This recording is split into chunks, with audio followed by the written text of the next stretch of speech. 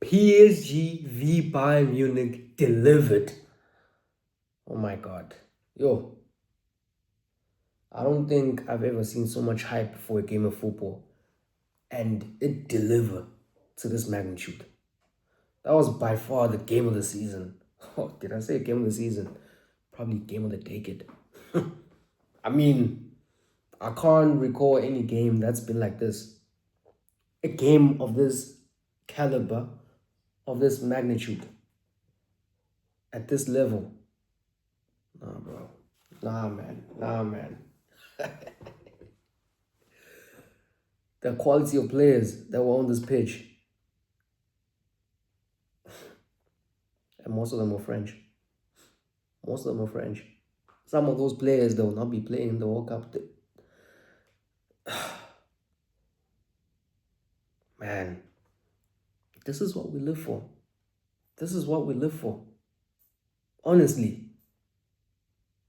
Vara, Usman, Due, Kane, Olise, Lucho, Kimmich, Vitinha, Neves, Pavlovic, all on the same page.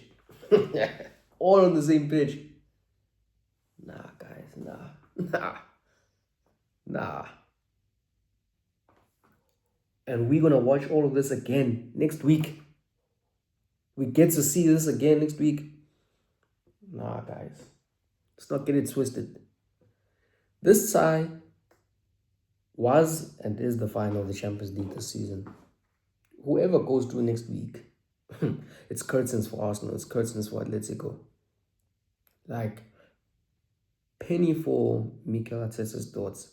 Because no one can tell me that Arsenal didn't watch this game. They watched this game. Part of me actually wants Arsenal to beat Atletico so they can get battered in the final.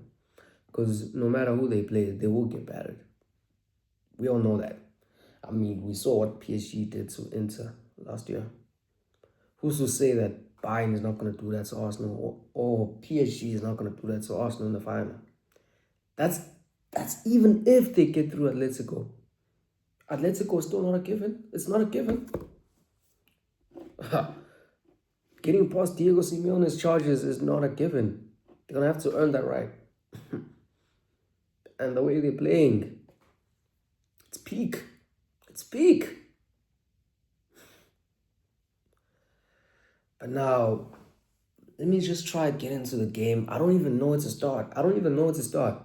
Because a lot happened in this game. A lot happened in this match. But one of the few things that actually stood out in this match, that Olise miss in the first half from Kane's pass. I mean, there was a certain point in the game when Bayern was leading 1-0. And if Olise put that chance away, Bayern would have been leading 2-0. Now, it's too early to say this, but given the score and going to next week, by full time in the Allianz next week, will Bayern and Olise come to rule that missed chance? Like, will they? But then, I mean, could also the same for Dembele. Dembele missed a one-on-one down the other end. That won't be on his mind right now. That miss by Olise will definitely be on his mind right now. It will definitely be on his mind. Can we also talk about the bottle? The bottle of the Premier League.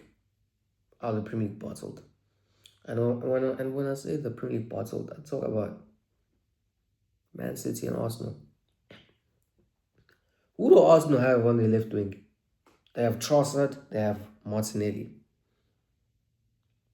Kvara was available for 60 million in January last year. They didn't make a bid for him. Okay, let's come to City. City bought Mamouche. They bought Mamouche for 80 million. Mamouche. when Kavara was available for 60 million in the same window. And not once did they bid for him. Not once did they bid for him. Hmm? How did that turn out? How did that turn out?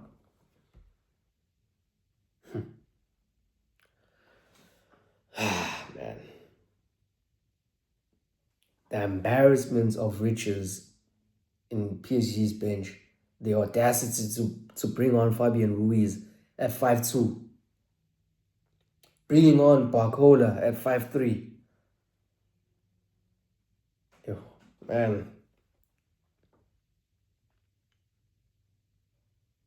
I mean, if Bayern can't stop this machine that is PSG, who can? Who can? Because, like, honestly, I feel like I speak for everyone when I say if Bayern can't stop them, no one can. I mean, and when you look at the age, the average age of this PSG squad, it's 24 years. These guys, if they stay together, they still have a good 5 or 6 years. And they could, and at this rate, they could and probably will dominate Europe. And that is a scary thought. That is a scary thought. That maybe, potentially, someone could dominate Europe the way that Madrid did between 2016 and 2018. That could be this PSG side, spearheaded by Luis Enrique. I mean, as much as it was attack via attack, I can't even. And Bayern conceded more goals, but I can't even say they played badly. Can anyone say Upamecano played badly today or Jonathan Tah played badly today? Like, man, I don't think any defender could have done anything about those goals that were scored today, except for Pacho. Pacho's foul. He needs to do that. Maybe let's just say he was still cold because literally it was like the first moment of the game. But there was no need to do that because Vitinha was around the corner covering up for him. He needs to bring him down. But he did, and he gave the ref a chance to make a decision. And then that penalty just before halftime, that wasn't a penalty. That wasn't a penalty. How is that a penalty? In 2026, how is a ball to hand a penalty? It literally bounced off his thigh, for goodness sake. It bounced off Davis's thigh before it went to his hand. How is that a penalty? That moment could change the moment that moment could change the possible outcome of the side. It could change the side. And it would be a shame if the tie would be decided on that. It would really be a shame. Because literally at the start of the second half, after they got that cushion, PSG just went rogue. They just went rogue.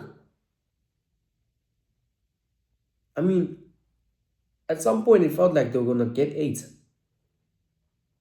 Bayern just couldn't keep up. Man. But Bayern fought. Bayern are just resilient. They're just built like that. They've got that dog in them. I mean, I don't think any other team in the world, after PSG scored that 5th goal, would have come back to make it respectable, to make it 5-4. No other team would have come back. Thank you, Bayern. Thank you, Bayern.